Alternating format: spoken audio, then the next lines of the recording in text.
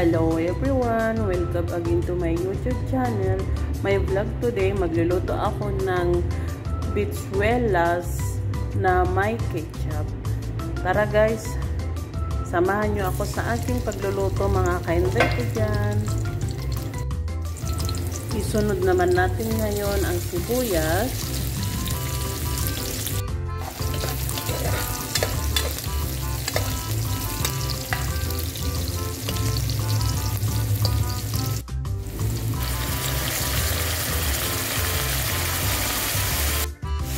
Halo-haloin lang natin ang manok.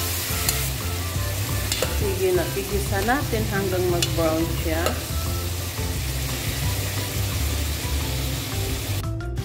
Lagyan natin ng paminta, pampatanggal ng lansa at pampabango. Ayan. Haluin lang natin hanggang siya golden brown din. Mag-brown siya ng konti.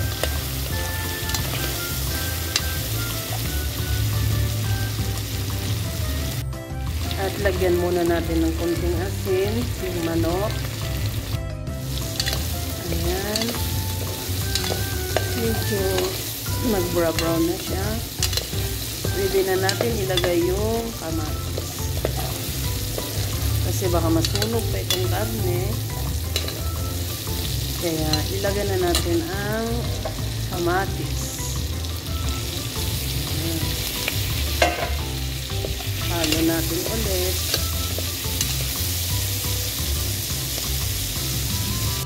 Ngayon, isunod na natin ang bitsuelas.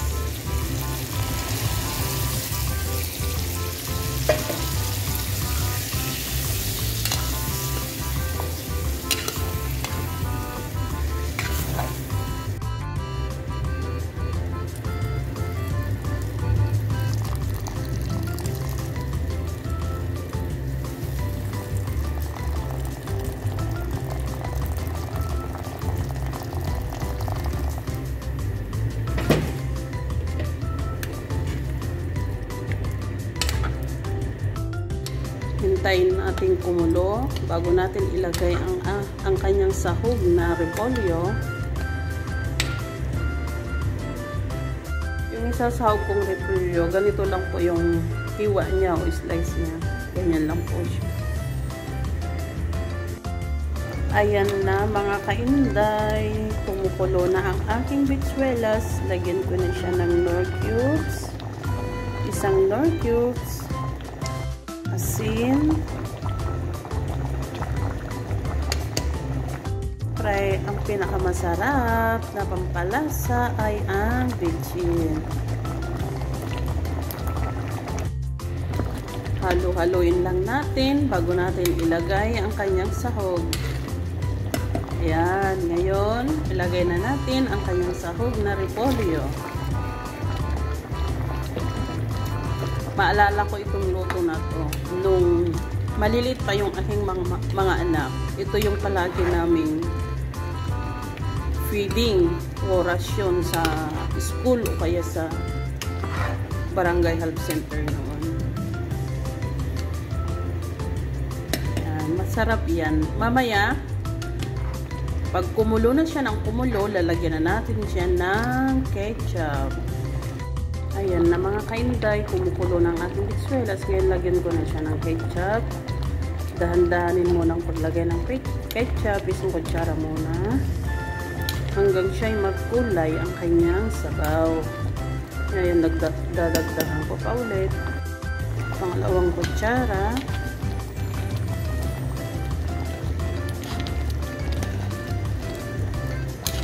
Tikman muna natin bago natin dagdagan ng naman.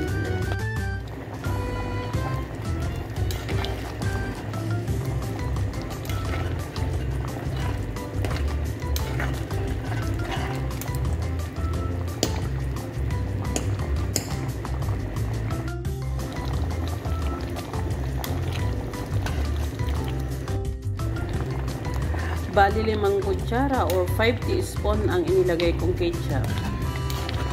Natikman ko na rin at tama na ang timpla. Nakuha ko na yung exactly timpla niya. Yan po, ginisang bitsuelas na may sakog na repolyo at ketchup.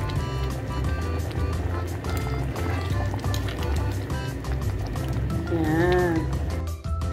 Luto na po. Kakain na po kami at kami nagugutom na. Yan.